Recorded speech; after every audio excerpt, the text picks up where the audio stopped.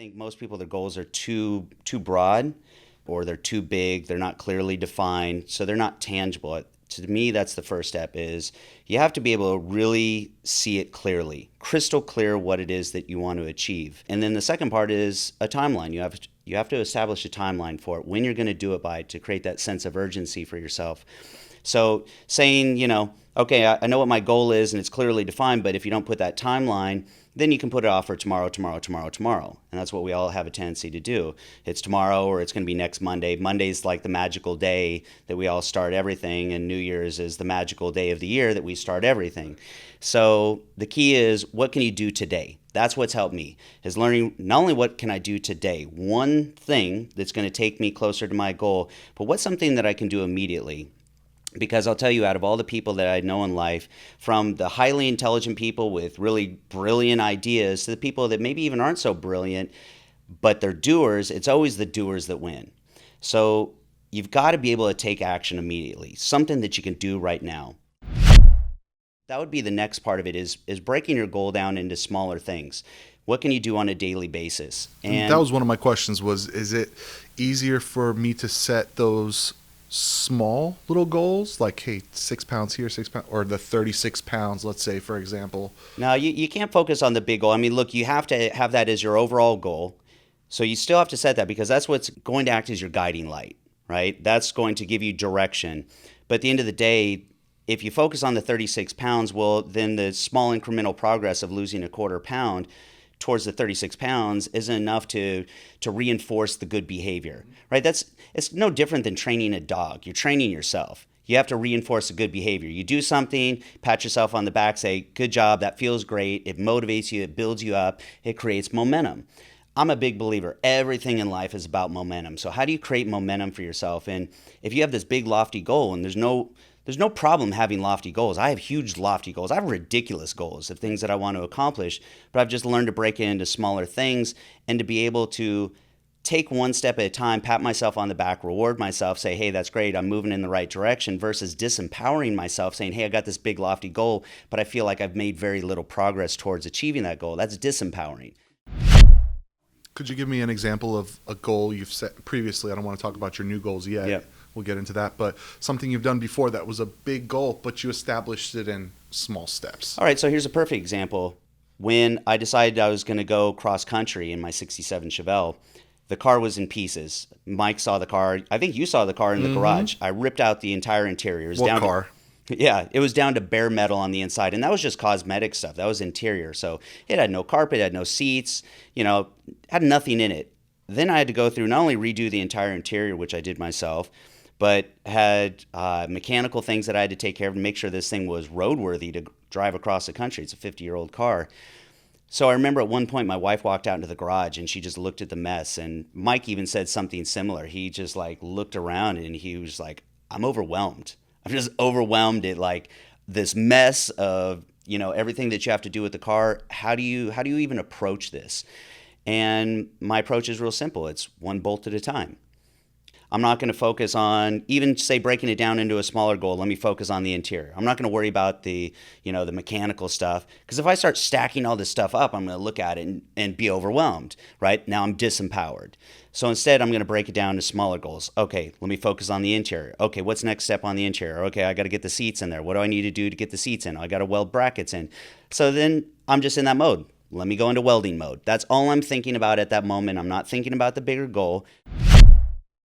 But the bigger goal and my timeline for getting it done is what's motivating me to get in there at that moment and do the things on a daily basis. So you still need the bigger goal, but then you got to break it down into as many small goals as you can. I mean, literally, if you could break your day down that way from, okay, here's maybe a year goal, or even if it's a 5-year or a 10-year goal, how do you break it down into smaller and smaller increments? If I told you had to build a brick wall, for your own safety, the safety of your family, that, the zombies were coming and you had to build a brick wall, are you going to sit there and stare at this big open space and the big pile of bricks, or are you just going to start putting down brick by brick? And pretty soon you look back and say, wow, I built a whole wall. Right. So you just focus brick by brick. Yeah, a couple of things I heard was just attack it aggressively. Whatever you're gonna do, don't pity pat around it. Just go. You got to be a doer. If you want to accomplish things in life, you got to be a doer. And like I said, I've seen all sides. I mean, my oldest brother, to me was always a great example. The guy's brilliant. He's borderline a genius. He's done IQ tests. He's much smarter than I am. I've never had IQ tests. I don't really care because I would rather just see myself as being resourceful and a doer. That's the most important thing to me. Especially nowadays, you don't have to know everything because, with a computer or with your phone, everything's at your disposal anyway. If I want to find out how to do something, you can find out how. How is not the obstacle anymore. Maybe how 20 years ago, 30 years ago, 50 years ago was an obstacle, right? It was about knowledge. Only certain people possessed knowledge. And that was a big part of making, things happen is how to do it. How is not an obstacle for anybody anymore. Anybody can figure out how to do anything. Go to YouTube. You can figure out how to do just about anything. You could be non-mechanically inclined and tear an engine apart and put it back together if you're patient enough to watch the videos over and over and step by step, right? Don't think about the whole thing, but literally part by part, bolt by bolt, screw by screw, put it back together. Is it normal to be that easily distracted? Yeah, I find so. It's like we had a conversation last week about balance, and I said that balance is a daily thing, right? It's like pursuing it every day, and it's a struggle. And motivation is the same thing, and and that's where it goes back to the momentum. It gets a little bit easier as you start to make progress towards a goal, and it reinforces, like I said, that good behavior and that good habit. Once you establish a habit and build some momentum and see some progress, it gets easier and easier and easier. So, but yeah, it's a daily thing. And to me, that's why I'm a big believer in rituals. Ritual sounds weird. It sounds kind of like, some sort of pagan thing. But, as far as the way you get up in the morning, that's a critical way you start your day. Think about it. If you wake up in the morning, something small happens, and you're just like, oh man, this is going to be one of those days. Dude, you're doomed that day. You're doomed. You got to shake it off and say, I'm going to make this a great day no matter what, because that attitude that you start your day off with is going to permeate the rest of your day. So yeah, man, it's a daily thing for me. Look, I sometimes I have to feel like I play mental warfare with myself, so I pull out all the stops when I'm trying to motivate myself. So I don't just try to find a goal that, really inspires me and, just lean on that. You have to be really dissatisfied, with where you're at. And so that's got to be a bit of a push, right? You make a stand and say, this just doesn't work for me anymore. Whether it's, getting in shape or it's your job, you just finally have to say enough is enough. Like, I'm done with this. This isn't acceptable to me anymore. So that's one tool at your disposal. So then the next step is going to be the pull. Like, what is this that's going to draw you forward? And so for me, I told you this analogy the other day. When I was in my 20s, I was real into martial arts, and especially Bruce Lee, because it wasn't just the physical aspect, it was the philosophical aspect of it. And he always talked about punching through his opponent. Like, that's where his aim was. It wasn't right at his target, it was behind his target. And he was saying that even if he misses, because a miss is usually within an inch or a half inch or a fraction of an inch, right? So even if he misses, he still hits his target. And that always stuck with me in life. And so I always thought, all right, to hit my target, let me not just aim directly at whatever it is that I want to accomplish. Let me find something that's past that. And that's the way I've always been, whether it was competing for a bodybuilding show or getting ready for a magazine photo shoot. It wasn't, okay, I've got this magazine photo shoot, now I have to get in shape, now let me motivate myself. It's, no, I wanted to get in shape, so I went and found a goal that was forcing me to get in shape. So it's that same concept of, punching through my goal. What are some of the authors you want to throw out there? I know there's just an entire, let's see, back there, collection of books you can see back there, but let's fire off just maybe like 2 or 3 of them that you're on right now that you would recommend to someone maybe specifically about this. Now, a lot of people actually clown on this guy, Tony Robbins, but this guy's legit right here, and I'll tell you why he's legit. He's not a rah-rah guy. He is not trying to hype you up and talk about positive affirmations. It's practical knowledge. It's steps of how do you take ideas, how do you take the things that you want to achieve, and how do you actually accomplish it. And what's cool is there's a lineage behind this guy, and it goes all the way back through different people, through the guy Jim Rohn, who mentored Tony Robbins to the guy that mentored him. Before that is a guy named James Earl Schoaf, who mentored Mary Kay, who started Mary Kay. Zig Ziglar, if you guys are into selling, he was a very famous author about selling techniques. But this goes all the way back to a guy named Napoleon Hill. And so if you want to go like back to the beginning, Napoleon Hill, his most famous book is Think and Grow Rich, and that's kind of like a condensed version, a more reader-friendly version. But his original book was called The Laws of Success, and that's a lot of what was carried through. And it's you just took successful people. You had guys like this. They just went around the world and they interviewed really successful people and said, "What is it that you do?" And after a while, you start to see a pattern. And the funny thing is, I can't really discern the difference anymore between what I read versus what I've just learned through practical application. And I just, over time, now that I've achieved success in my life, I just realize all the stuff he's saying, they're not all his ideas. He just presents it in a really easy to understand format, but he's just speaking about universal truths. Look, that's a question we all ask ourselves. And even if you're a little kid, think about, parents getting annoyed with their kids, when they're 4 or 5 years old, saying, why? But, it's like we want to understand things. And, and that's where our motives come from. We talk about motivation. The root word for motivation is motive. So what is a motive? It's your reason. So going back to you have to find a strong enough reason, something that means something to you personally. It can't be superficial. Like you were talking about, like right now you feel like it's kind of superficial. Look good in a tux for a wedding, It'll get you to that short-term goal. Right. It's just not going to stick. Right, of course. So if you want to parlay that success, that weight loss into something longer term, you're going to have to find a better reason why to do it. If you want to go into the gym and you want to like train like an animal in there, it takes intensity, right? You got to go in there and you just got to kick ass. You got to like have this warrior mentality and just attack the gym and attack every single rep, every single set, every single exercise all the way through your workout. So where do you muster that from? Well, you got to have a powerful reason for doing it. Otherwise, you're going to go into the gym like most people and you're going to half-ass it. And that's what I see. There's too many people that say, I go into the gym, I do all the things I'm supposed to do. I train 5 days a week. I train for an hour and a half. I do my cardio.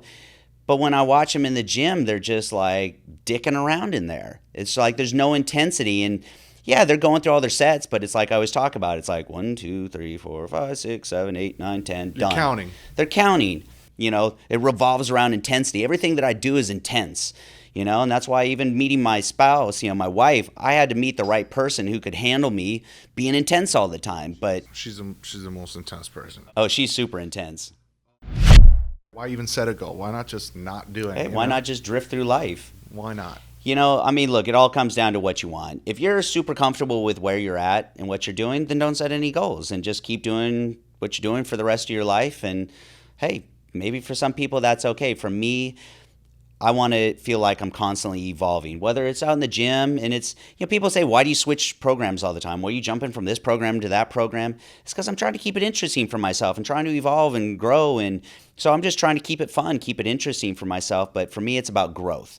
I want to feel like I'm growing in all areas of my life. So physically, mentally, in my own way, spiritually, whatever that means to each individual. But that's what goals are for. It's to stretch yourself and it's to take yourself out of your comfort zone so you grow. And that's why I talk about discomfort. It's the opposite of comfort, right? So if you're comfortable, you're not going to be motivated. I'm sorry, you're not. You have to be uncomfortable in order to motivate yourself to change. You have to be relentless. And that's the thing. If I had to choose between being hyper intelligent or just being fearless and relentless, I'm going to choose fearless and relentless all day long. Mm-hmm. That's going to get me there. Yep. So kind of relating that to kind of just what we have going on with BPI Sports, we've had products where we've been set our goals for it, been hyper focused, and we've obviously had products that we didn't really focus on too much. Right now we're working on a couple of products now, and we set the goal for this one, and I think we hit a home run with it. But just kind of talk about you're kind of the leader when it comes to this, but talk about kind of the process we do when we set out to get a new product in there, what kind of goals we set. Look, I would just go back to, and I'll tell you, it's the exact same thing as setting a goal in the gym or setting a goal for life. It's all exactly the same. And, so for business, you don't just set a goal of, hey, I want to start a successful business and then reach the goal and you're done. Or I want to sell a successful product. Yeah. And, and say, hey, cool, pack my bag and go home. Every day it's a new challenge. And, so for us, that means new products. And it starts the same way as a goal, right? It starts with an idea in your head. And then how do you extract that idea out of your head and manifest that into reality? And then how do you nurture that, continue to nurture that until it grows and becomes successful? Because there's no such thing as like this, product that you launch and out of nowhere it's just successful. Most people, when they see that or think that, they're just not seeing all the work that went in behind it. How that was nurtured and pushed and everything that it takes to make something grow. Not every product's going to be a winner either. Like you were talking about setting a goal and not achieving it. All right, so what I would tell you is if you felt like you hit some sort of hurdle, then what can you extract out of that? What can you learn from that? What insights are you going to get out of it? Have like a scientific mindset, right? It's like that scientific method. I'm going to have a hypothesis. I'm going to test it, right? And then I'm going to measure the results.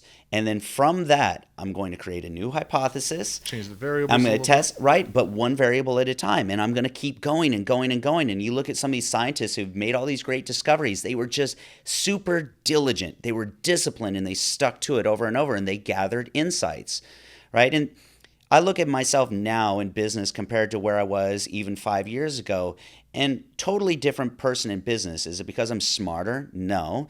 It's because I've just been a student of the game, right? Made lots of mistakes, learn from those mistakes, and come in and figure out ways to do it better and gather better insights. So products we launch now, yeah, they have a better chance of succeeding than they did before because we had a bad process before. It was like throw it up against the wall, hope it sticks. All right, it did, it didn't. But through all those failures and the successes too, but I think I learned more from the failures than anything. What insights did I get and what can I apply towards the future?